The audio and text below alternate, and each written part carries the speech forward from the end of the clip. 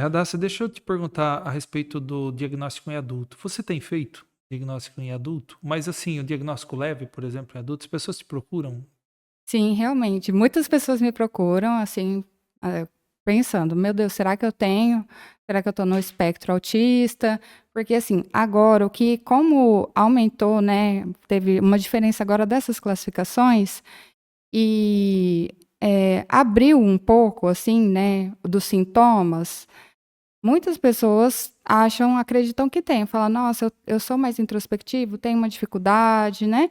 E eu faço sim o diagnóstico, mas existem muitos transtornos psiquiátricos em si, no adulto, que também podem parecer o autismo. Diagnóstico diferencial, isso mesmo. Isso, assim, quem é muito ansioso, tem aquela ansiedade social, uma dificuldade de interagir com as Ah, pessoas, e isso também é um diagnóstico diferencial importante, né. Tem outros diagnósticos diferenciais, quem tem toque, tem aquela rigidez, hum. né, não consegue seguir as coisas sem estar no padrão dele, isso também é um diagnóstico diferencial, né. E tem as comorbidades, a pessoa pode ter esses transtornos e também pode estar no espectro autista, tá. Então, eu fiz questão eh, de perguntar, né? Uhum, Porque hoje em dia você abre, por exemplo, Instagram, né? Ou você vê lá os riozinhos, você vê alguma coisa. 5 características do autista adulto, né? Isso é muito fácil para as pessoas verem e achar que tem aquilo, né? Então, obviamente está popularizando o diagnóstico, mas talvez faça um desserviço na situação de deixar aquela pessoa achando que pode ter alguma coisa, né? Obviamente, se ela chegar até você ou procurar um profissional, foi uma coisa, um ponto positivo, porque pelo menos foi atrás disso. O problema é se guardar para ela e isso fizer algum tipo de mal a ela. Mas é a rede social que a gente tem hoje e a gente convive com isso. Por isso que eu te perguntei, porque é muito comum, acho que você já deve ter visto isso, passar na sua timeline aí, você deve ter visto quando acessa o TikTok, ou mesmo o Instagram, por isso que eu te perguntei. E também por conta do que a gente vê, tal artista teve o diagnóstico depois de uma certa idade, né? E aí, então, falando do diagnóstico, eu queria saber como é feito. Obviamente, você vai falar da parte clínica, mas nós temos aquela situação do autista que tem todos os sinais e também os sintomas do autismo. E depois tem no espectro, o espectro é muito amplo, né? Tem uhum. o mais leve. Eu queria que você falasse do diagnóstico de maneira geral, e se você puder falar um pouco a respeito do espectro do diagnóstico, seria interessante, porque eu vou te falar que até eu tenho dúvida nisso. Uhum. É, o espectro autista agora ele está muito amplificado, né, É, muito amplo. E assim, do diagnóstico para a gente pegar e falar: "Nossa, é uma pessoa que está dentro do espectro", ela tem que ter esses prejuízos, né, prejuízos sociais também, que seria essa dificuldade de comunicação, a dificuldade de que a gente chama teoria da mente, que seria isso de entender as situações, como que tá, entender como que está a situação do outro também, né.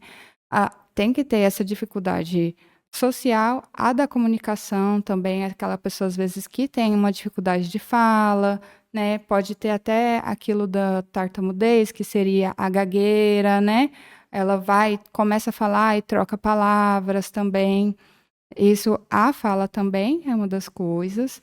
Uma rigidez cognitiva também. O que seria isso? Aquela pessoa que é muito metódica, as coisas têm que ser sempre daquela maneira, que senão, às vezes, ela fica instabilizada com isso, se não seguir daquele jeito, né? E aí, isso também tem que ser de uma maneira persistente, né? Tem que ser mais de 6 meses, tem que fazer um diagnóstico diferencial com outras causas, né? E agora, dentro desse espectro, né, para a gente pegar e falar, nossa, tem um espectro muito grande. Tem os níveis de suporte que eles falam, né? Tem o nível de suporte 1, 2 e 3.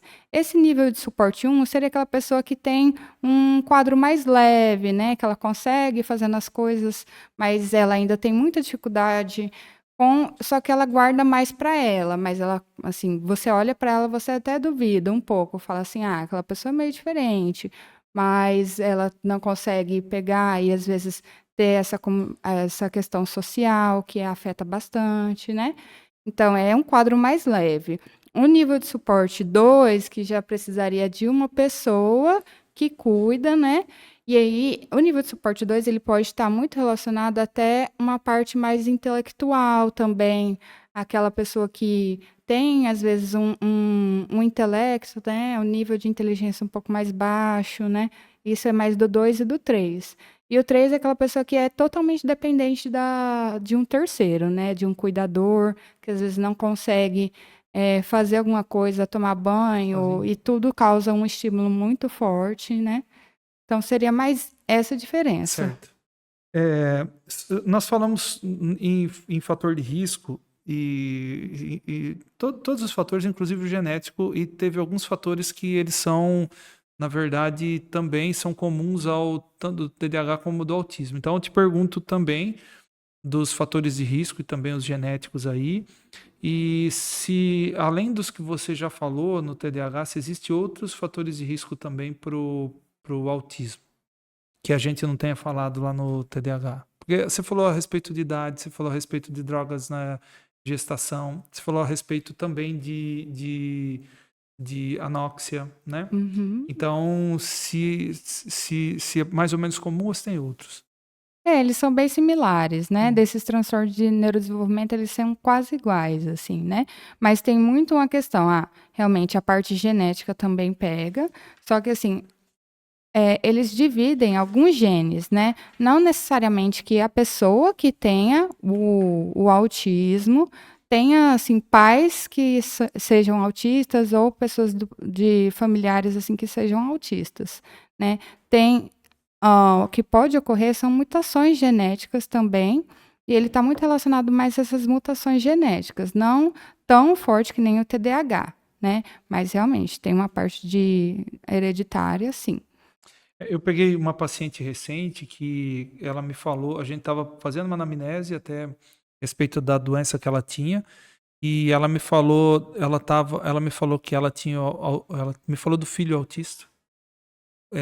E aí ela me falou que ela também tinha. Então obviamente o dela era um pouco mais leve, da criança um pouco mais, tinha um espectro, no espectro acho que ela tinha um pouco mais de deficiência, digamos assim, né?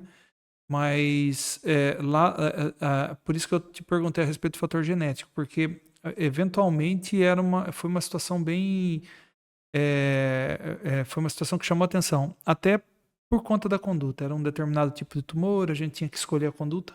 Uhum. Então ia de encontro com a prole, etc, sabe? Por isso que a gente chegou nessa conversa a respeito do autismo. Mas você vê que é uma coisa que não é incomum, né?